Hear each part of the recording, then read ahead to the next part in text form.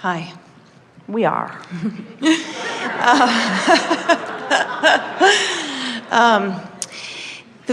What you were just talking about, what I'm thinking is along the same lines. I'm really thinking about resistance and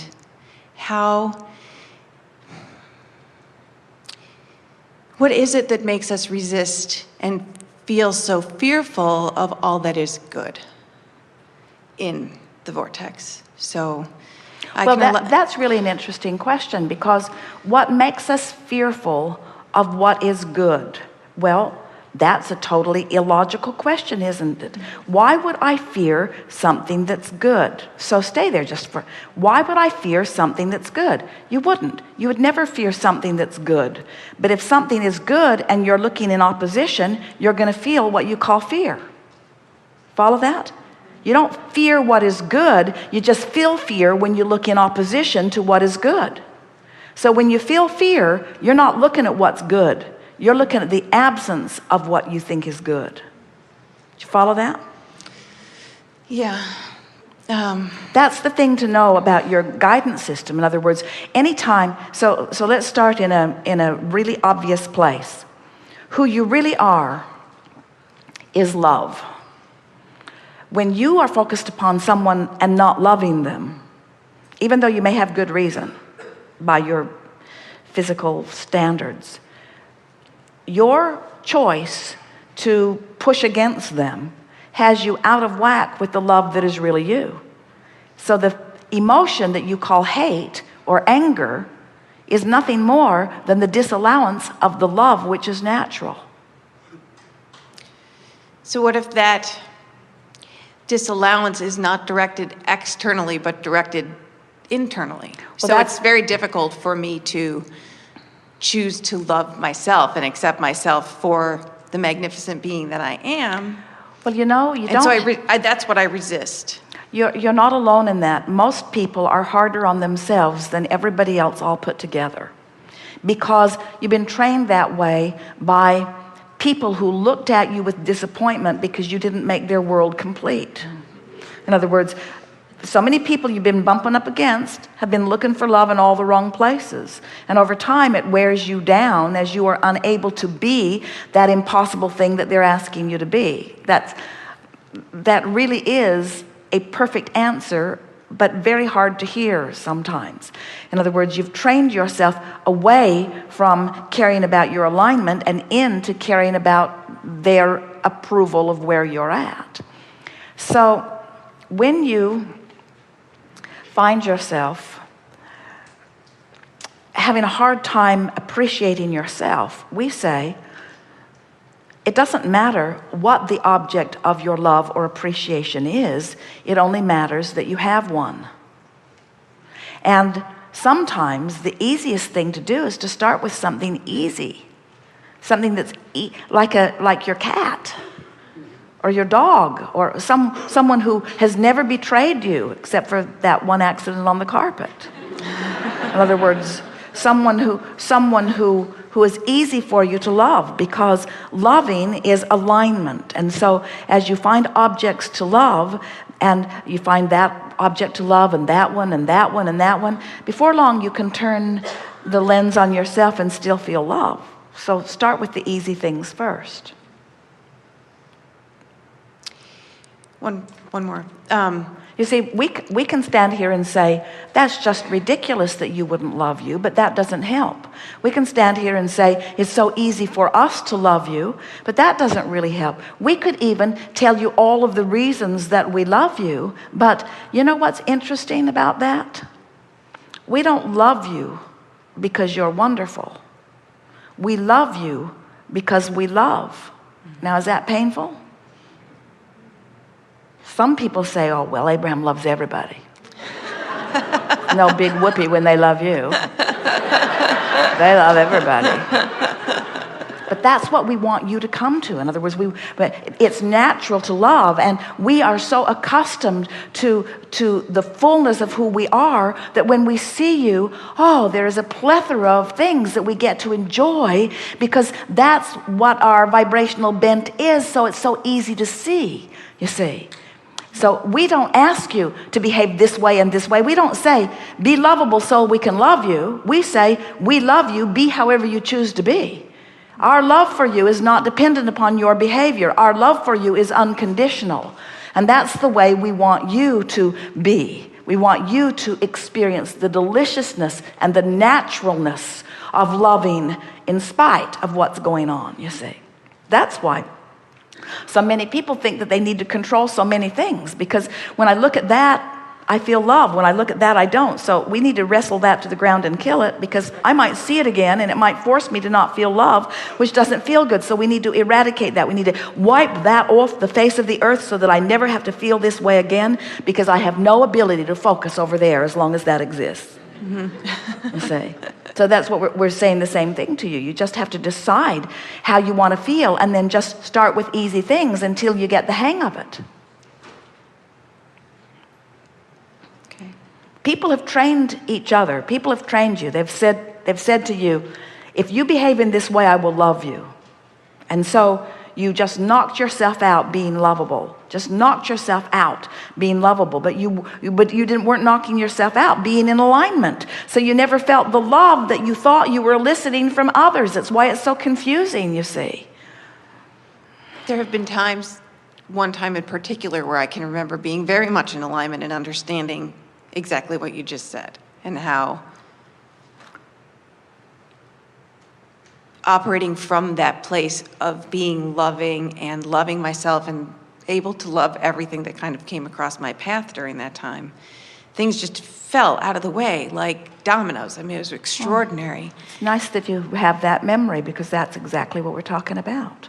And that's where the fear begins to come in, because it happened so fast and things went so beautifully, so quickly. So why do you fear that? That I panicked. Like, I think the deserving came in. Like, I don't deserve all this So wonderful. you did shoot yourself in the foot, but you wouldn't be so likely to do it next time. In other words, now you understand what happened more, you see. It's really lovely when someone loves you and holds you as their object of attention and just showers their love. It feels really, really good. But now you are immediately dependent upon them and their focus, over which you have no control. And before you know it, you and they are in bondage. This wasn't with another person.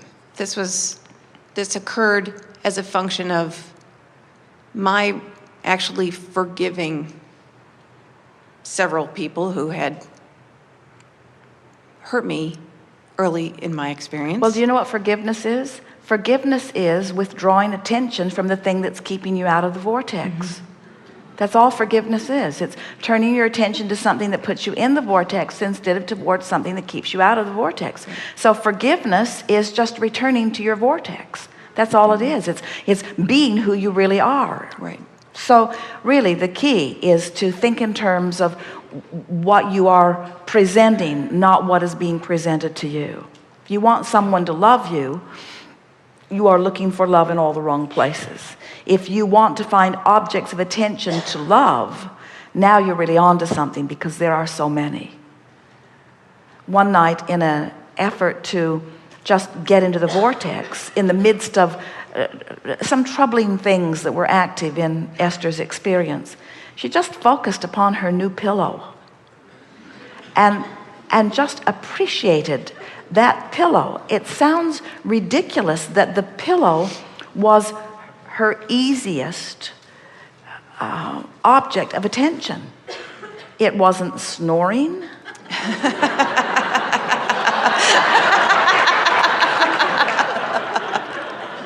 It wasn't asking anything of her. In other words, it was just something to softly appreciate. And that's really all that get into the vortex requires, is just finding something that you can focus upon that is absent of resistance, and holding your attention upon this thing that is absent of resistance for as little as 17 seconds, at which point it will join something equal in vibrational equilibrium. Then if you are able to maintain it for another 17 and another 17 until you pass the 68-second mark, now you are effectively in the vortex. Now, it doesn't mean that you'll stay, but it means you're effectively in the vortex. And as you accomplish that again and again and again and again, before you know it, you feel like this loving being that you are. Something that we've been dancing around in this conversation and the one before and even the one before is that every subject is really two subjects. It's like picking up the stick, and on one end of it is really what you've become, all that you've become on the active subject, and on the other end of it is the exact opposite of that, because every wave is that which is wanted and absence of it. So when you really want something, the other end of it is really unwanted. When you sort of want something, the other end of it is sort of unwanted. They are equal in their power. And so when you've experienced something that you've wanted, something that you knew from the day you were born, and something that you've been seeking every day since, because innately you know you're supposed to feel like that and have been reaching for that. Once you sort of blundered into it because you didn't know what combinations of thoughts or events or situations caused you to be that cooperative component to all that alignment, it's logical that in the experiencing of the ecstasy on that end of the stick of alignment, that your rational mind would say, but what about the other end? It's what people mean when they say they're waiting for the other shoe to drop. Yeah. When something feels so good, then there must be something lurking. And what's at the heart of that is an inability to love yourself in the way that the source within you loves you. We want it to be easy for you to expect wonderful things to happen to you. We want you to be so in tune with the source within you who adores you unequivocally and without any strings attached, just loves you because you are there to be loved and you are lovable and you are a viable part of the source energy itself that is love. You are love. You are loved. You are love. You are loved. As you practice the feeling of that, you'll relax into a feeling of well-being that cannot come from any other place. It's that thing you were describing. And it's a love beyond someone who is physically focused shining their love on you. In other words, someone could be physically focused and get themselves all geared up to give you the undivided attention of their love, and as it's being showered around you, there has to be a conscious recognition that this can't continue, because I cannot continue to be your only object of attention. So just your rational mind in and of itself says, this feels so good and I don't ever want it to stop, but I know it will, because no one can hold you as their object of attention in that way. No other physical being can do that. And that's why we say, looking for love in all the wrong places. You don't want to count on that kind of love. It's nice when it comes, but it's not where you're reaching for your resources. It's not where what you're reaching for. You're reaching for alignment with the fullness of all that you are, that will never let you down. Never gets squirrely, never gets distracted, never forgets about you, never is unaware of you, always is there, shining, bright, offering a signal, always available for your alignment. There it is. Always available for your alignment, which is the feeling that you were describing to us. And everybody else in your world, no matter how wonderful they are and how much they love you, and many of them do, they are never going to be always available to you, because that's not their mission for you. They came for their exposure to life, and they have an inner being always available to them, you see. When people say they're in love, you know what's happened? They have allowed themselves to be each other's object of attention and have connected each other to their own respective inner being. In other words, the accurate thing to say is, I love you because you make it easy for me to align with the whole of who I am. Right. That's the accurate statement of what being in love is. And what we would like to say to all of you is, don't make it so easy for people to find their alignment, because you spoil them. You make them look for love in all the wrong places. If you be very lovable, they'll forget they've got an inner being to tune to, and they'll hold you responsible for the way they feel, and then it all goes south from there. Right. Really good. Thank you.